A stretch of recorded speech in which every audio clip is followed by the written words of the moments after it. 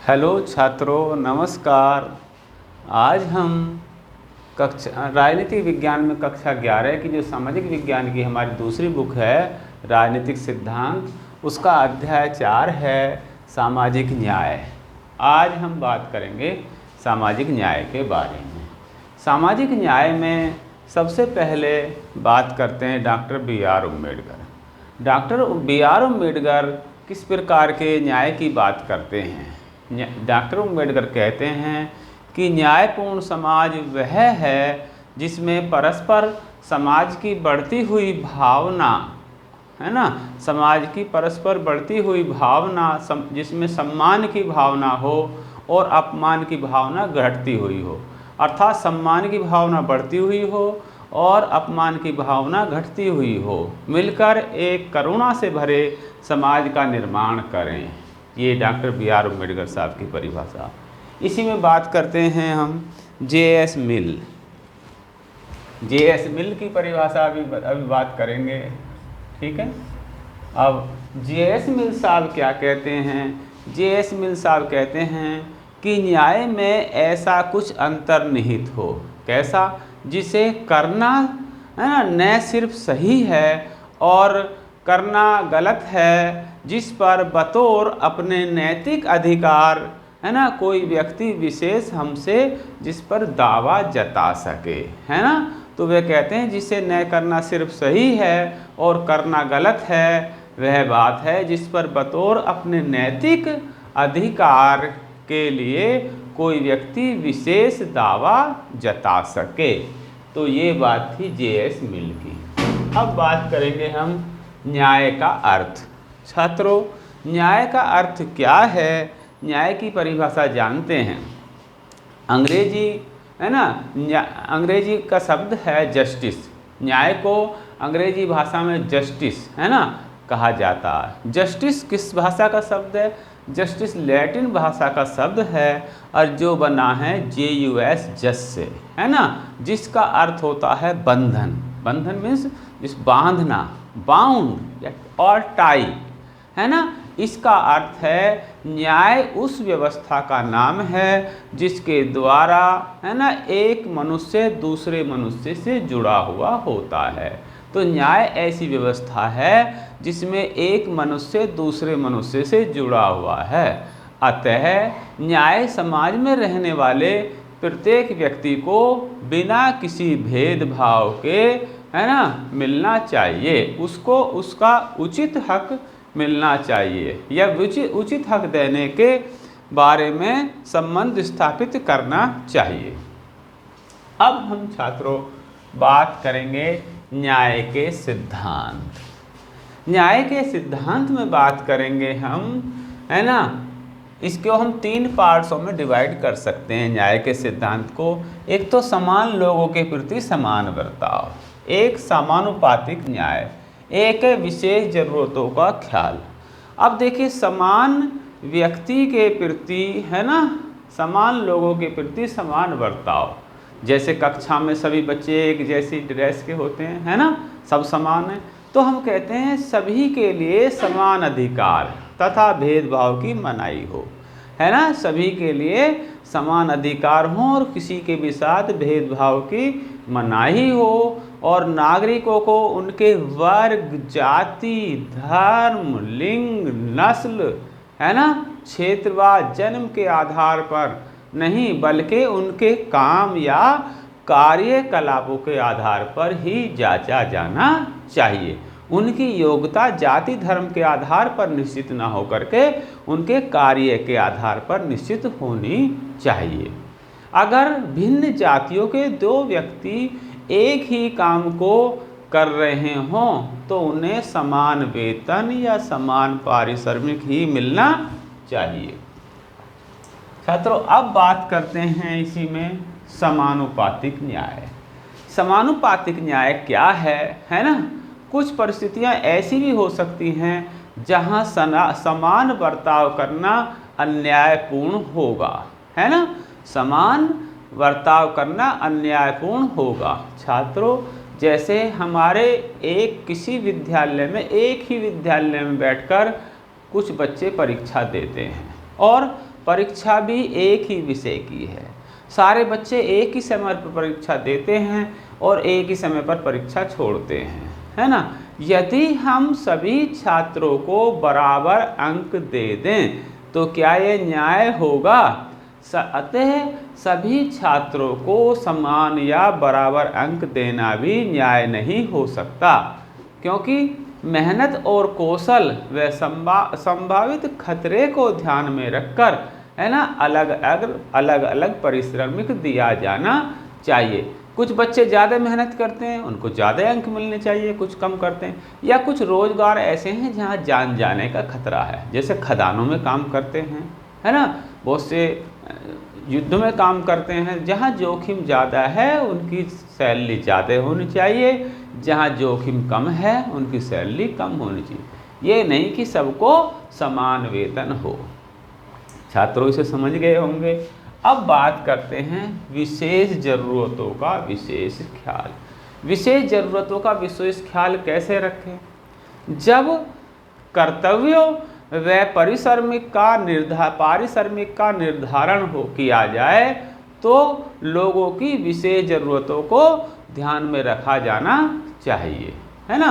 जब हम किसी कर्तव्य के साथ उसके पारिश्रमिक या सैलरी की, है ना, निर्धारण करें तो उसमें उसकी विशेष ज़रूरतों को ध्यान रखना चाहिए, है ना। जो लोग कुछ महत्वपूर्ण संदर्भों में समान नहीं हैं उनके साथ भिन्न भिन्न ढंग से बर्ताव करना चाहिए, उनका ख्याल रखा जाना चाहिए। छात्रों, जैसे हमारे विद्यालयों में जो विकलांग टीचर हैं, ब्लाइंड हैं या अन्य तरह से विकलांग हैं, उनके लिए हमारी सरकार ने जो यात्रा भत्ता है वो अन्य अध्यापकों की अपेक्षा डबल दिया है, अतः उनकी विशेष ज़रूरतों को विशेष ध्यान रखा है। या एक उदाहरण ऐसे ले सकते हैं, हमारी कक्षा में कुछ बच्चे हैं, कुछ बच्चे 4 फुट के हैं, कुछ 2 फुट के हैं, ऐसे मान लीजिए। एक बच्चा, अब एक 3 फुट ऊंचा खिड़की है, उससे बच्चे बाहर देखना चाहते हैं। 4 फुट वाला बच्चा आराम से देख लेगा। 2 फुट वाले जो बच्चे को है, जिसकी लंबाई हाइट 2 फुट है, वो उस खिड़की से बाहर नहीं देख पाएगा। अगर हम उसके लिए एक 2 फुट के स्टूल की व्यवस्था कर दें तो उस पर खड़ा होकर वो भी खिड़की से बाहर देख सकता है। ये ऐसी ही विशेष ज़रूरतों को ख्याल रख करके कुछ क्षेत्रों में रिजर्वेशन की भी व्यवस्था कही गई है, जैसे वृद्धावस्था के लिए है, महिलाओं के लिए है, अन्य तरीके से विशेष ख्याल रखा गया है, उनकी आवश्यकताओं का विशेष ख्याल रखा गया है। या ब्लाइंड के लिए ब्रेल लिपि है, अन्य साधन हैं, आजकल लिफ्ट लगा दी हैं, है ना, तो लो फ्लोर बस चलाई हैं, कई चीज़ें हैं। जो मेट्रो की तल है और प्लेटफार्म का तल है उसको इक्वल किया गया है। तो इस प्रकार से कुछ विशेष ज़रूरतों का विशेष ख्याल रखा गया है। इसके बाद बात करते हैं छात्रों हम न्यायपूर्ण बंटवारा। न्यायपूर्ण बंटवारा कैसे हो? सामाजिक न्याय के अर्थ में, सामाजिक न्याय का अर्थ है कि वस्तुओं और सेवाओं का न्यायपूर्ण बंटवारा हो, न्यायपूर्ण वितरण हो, क्योंकि इन पर दबंग लोगों ने ही अपना अधिकार या आधिपत्य जमा रखा है। यह वितरण समाज के विभिन्न समूहों और व्यक्तियों के बीच होता है ना, ताकि नागरिकों को जीवन जीने का एक, है ना, समान धरातल उपलब्ध कर सके, एक प्लेटफार्म मिल सके, सभी व्यक्तियों को समान धरातल उपलब्ध हो सके या मिल सके। जैसे भारत में छुआछूत का उन्मूलन करने के लिए आरक्षण की व्यवस्था की गई है, तथा कुछ राज्यों द्वारा, है ना, कुछ राज्य की सरकारों द्वारा उठाए गए भूमि सुधार कानून, है ना, जो मकानहीन व्यक्ति हैं उनके लिए मकान के लिए प्लॉट देना, अन्य तरह की सुविधाएं, या आजकल गरीबों को अनाज वितरण का चल रहा है, अन्य स्कीमें चल रही हैं, तो ये सब क्या हैं? ये न्यायपूर्ण बंटवारे के अंतर्गत आती हैं। छात्रों, इसके बाद बात करते हैं भारत में सामाजिक न्याय की स्थापना के लिए उठाए गए कदम। भारत में सामाजिक न्याय की स्थापना के लिए उठाए गए कदम, है ना। सामाजिक न्याय की बात छात्रों प्राचीन समय से ही होती आ रही है। पूर्ण रूप से सामाजिक न्याय अभी तक मिला नहीं है। प्राचीन भारतीय समाज में न्याय धर्म से जुड़ा था। प्राचीन भारतीय समाज में न्याय किससे जुड़ा था? धर्म से। जो न्याय की बात करे धर्मी है, नहीं तो अधर्मी है। और धर्म की स्थापना करने का परम कर्तव्य किसका था? राजा का, क्योंकि राजा ही सर्वोपरि सत्ता थी। न्याय का संबंध हमारे जीवन व सार्वजनिक जीवन से जुड़े नियमों से होता है ना, जिसके द्वारा सामाजिक लाभ और कर्तव्यों का बंटवारा किया जाता है।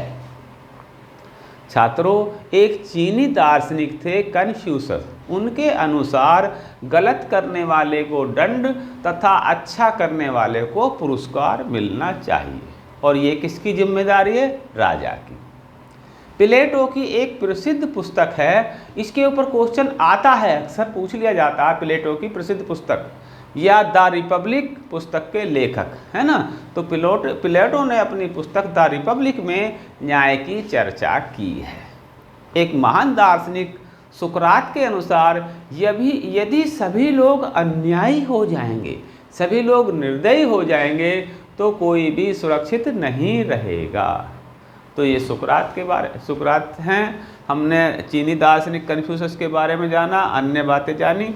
अब आते हैं हम न्याय की स्थापना के विभिन्न आयाम। न्याय की स्थापना के विभिन्न आयामों में हम 4 आयामों पर चर्चा करेंगे। विधिक न्याय, विधिक माने कानूनी न्याय। राजनीतिक न्याय राजनीति में जाने के लिए है। सामाजिक न्याय और आर्थिक न्याय, इन न्यायों पर हम चर्चा करेंगे। अब विधिक न्याय क्या है? कोर्ट ऑफ लॉ विधिक न्याय की व्याख्या करता है ना। विधिक न्याय मीन्स कोर्ट ऑफ लॉ विधिक न्याय की व्याख्या करता है, विधिक न्याय के बारे में चर्चा करता है, बताता है। तथा विवादों में सम्मिलित, विवाद में कौन सम्मिलित होते हैं? वादी प्रतिवादी होते हैं। वादी प्रतिवादियों के पक्ष और विपक्ष को सुनने के बाद इसे अधिनियमित करता है, इस पर कानून बनाता है। तथा इसमें न्यायाधीश द्वारा की गई व्याख्या ही न्याय का प्रतीक मानी जाती है। न्याय ही सर्वोपरि है। तो ये हमारी विधिक न्याय की बात हो जाएगी। इसके बाद करते हैं राजनैतिक न्याय। राजनैतिक न्याय क्या है? सभी को राजनीति में समानता के अवसर उपलब्ध हों। किसी भी लोकतांत्रिक समाज में राजनीतिक न्याय का अर्थ है कि समान राजनीतिक अधिकारों को प्रेरित करना, अर्थात सभी नागरिकों को निष्पक्ष समान राजनीतिक अधिकार मिलें। राजनीतिक न्याय में सभी को मत देने का अधिकार हो, स्वतंत्र एवं निष्पक्ष चुनाव लड़ने का अधिकार हो, अवसर की समानता हो, विचार अभिव्यक्ति की समानता हो, संघ बनाने की स्वतंत्रता हो, पार्टी बनाने की स्वतंत्रता हो, है ना। अगर ये सब हमें अधिकार मिल जाते हैं तो ये हमारी राजनीतिक न्याय की बात आती है, या इसे स्वतंत्रता के लेसन में राजनीतिक स्वतंत्रता के रूप में देखा जा सकता है। इसके बाद हमारा थर्ड आता है सामाजिक न्याय। सामाजिक न्याय की बहुत समय से बातें होती आ रही हैं, पर पूर्णतः सामाजिक न्याय अभी नहीं मिल पाया है। सभी प्रकार की सामाजिक विषमताओं को समाप्त करना, है ना। छोटे बड़े का भेद, ऊंच नीच, जात पात, क्षेत्रवाद, है ना, लिंग भेद और रंग भेद, तरह तरह के भेद, सभी नागरिकों को उनके व्यक्तित्व के विकास के अवसर सुनिश्चित कराना ही होना चाहिए, है ना। उनको सभी नागरिकों को अपने व्यक्तित्व के विकास करने के अवसर उपलब्ध होने ही चाहिए, और सामाजिक भेदभाव समाप्त करके न्याय को स्थापित करना ही चाहिए। जाति, धर्म, लिंग व जन्म के आधार पर कोई भेदभाव ना हो, है ना। यदि इस तरह की समाज में कोई विषमता या भेदभाव ना हो तो हम कहेंगे कि सामाजिक न्याय स्थापित हो रहा है। इसके बाद है आर्थिक न्याय। आर्थिक न्याय में क्या होगा छात्रों, है ना, सभी को जीवन यापन करने के समान अवसर उपलब्ध कराना, है ना। किसी भी व्यक्ति को कोई भी व्यापार, कोई भी रोजगार करने का अधिकार हो। ऐसा नहीं हो इस जाति के लोग ये काम करेंगे, इस जाति के लोग ये काम नहीं करेंगे, है ना। तो इसमें जाति, धर्म, लिंग के आधार पर कोई भेदभाव नहीं हो। और साथियों इसमें क्या है, समान कार्य के लिए समान वेतन मिलना चाहिए। ऐसा नहीं हो कि इस जाति के लोगों को कम वेतन मिलेगा, इसको ज़्यादा मिलेगा। प्रत्येक व्यक्ति की मौलिक आवश्यकताओं का ध्यान रखना चाहिए। और क्या छात्रों, इसमें जैसे भोजन, वस्तु, आश्रय, आश्रय माने मकान, और निःशुल्क शिक्षा, है ना, ये जो जरूरी चीज़ें हैं इनका ध्यान रखना ही होगा। इसके बाद हम नेक्स्ट बात करते हैं सामाजिक। अब हम बात करेंगे सामाजिक न्याय का अनुसरण, है ना। सामाजिक न्याय के अनुसरण में बात करेंगे हम। सामाजिक न्याय की स्थापना के लिए अमीर गरीब के बीच की जो खाई है वो बहुत गहरी हो गई है। अमीर बहुत ऊपर और गरीब नीचे गर्त में चला गया है।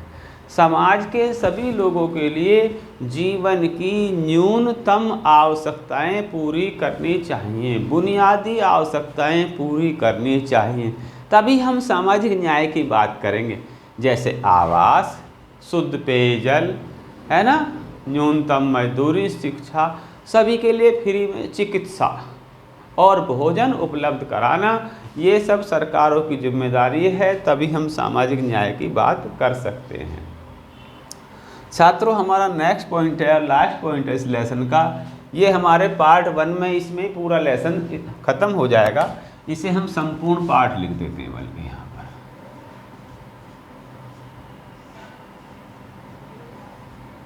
ये एक ही वीडियो में हमारा लेसन कंप्लीट हो जाता है, छोटा लेसन है। तो इसमें बात करते हैं, हमारा लास्ट पॉइंट है भारत में सामाजिक न्याय की स्थापना के लिए उठाए गए कदम। अब देखिए भारत में सामाजिक न्याय की स्थापना के लिए क्या क्या कदम उठाए जा सकते हैं। तो छात्रों इसमें क्या करें हम, निःशुल्क और अनिवार्य प्राथमिक शिक्षा, जैसे हमारे यहाँ कर रखी है। हमारे विद्यालयों में कक्षा 8वीं तक या 14 वर्ष के बच्चों तक निःशुल्क और अनिवार्य शिक्षा है, साथ ही साथ उनको भोजन की भी व्यवस्था है। और इसमें क्या है, इसके लिए हम क्या करें, पंचवर्षीय योजनाएं बनाएं, है ना। अब अन्नोदय योजनाएं चल रही हैं, अन्न का वितरण होता है। वंचित वर्गों को आर्थिक सामाजिक सुरक्षा की भी व्यवस्था है ना। राज्य के नीति निर्देशक तत्वों में जो हैं उनको प्रयास करना चाहिए। प्रधानमंत्री उज्ज्वला योजना, है ना, किसान फसल बीमा योजना, बेटी बचाओ बेटी पढ़ाओ योजना, इस तरह की अन्य बहुत सारी योजनाएं आजकल चल रही हैं। किसानों को आर्थिक लाभ दिया जा रहा है ना। गरीब लोगों को, है ना, अन्न का वितरण किया जा रहा है। और बिजली पानी, है ना, पर भी इस छूट की स्कीम दी जा रही हैं।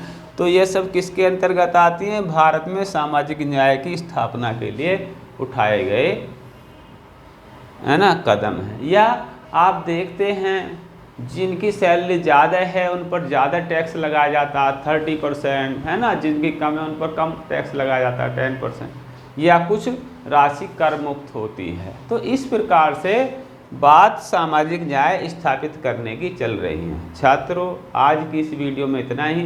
नेक्स्ट पार्ट लेकर नेक्स्ट वीडियो में हाजिर होंगे, तब तक के लिए धन्यवाद।